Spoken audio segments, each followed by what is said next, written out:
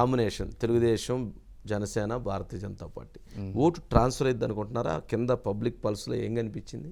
At least 80% అయితే అవుతుంది అనిపిస్తుంది అండి. 80% 80% అవుతుంది. 100% అవుతుందని నేను అన్నా. ఓకే, డెఫినెట్గా 75 to 80% అయితే నా పార్లమెంట్ సెగ్మెంట్లో అవుతుంది. ఓకే, క్లియర్గా. ఓకే, అట్లాగే పవన్ కళ్యాణ్ గారు మొన్న మీరు కలిసినప్పుడు మీరు ఒక ప్రామిస్ చేశారు, ఆయన మీకు ఒక ప్రామిస్ చేసినట్టున్నారు తెనాలి సభలో. అంటే కరప్షన్ లేకుండా చేసి చూపిస్తాను మీరు చెప్పినట్టున్నారు. ఆయన కూడా మీకోసం నేను యుద్ధం చేశాను, ముందుకు తీసుకొని వెళ్ళి గెలిపించుకుందామని చెప్పినట్టున్నారు. ఏంటి పవన్ కళ్యాణ్ గారిలో ఏం గమనించారు ఏంటి?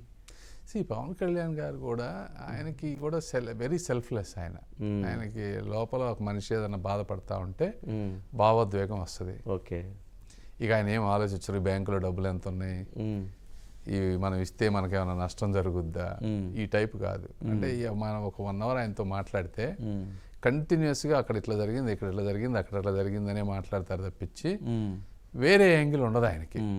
ఈ సెకండ్ కోణం లేదు. సెకండ్ కోణం అంటే ఆ సీట్లు ఏంది, మనం ఏ పదవులు, ఇది ఉండదు. నేను 1 hour మాట్లాడితే 1 hour ఇవే. ఓకే, జనరల్గా సమస్య పబ్లిక్. సో ఆబ్వియస్గా అలాంటి వ్యక్తుల మీద ఎవరికైనా స్పందించేవాళ్ళు ఎవరైనా, నేననే కాదు ఎవరైనా లైక్ చేస్తారు అలాంటిగా.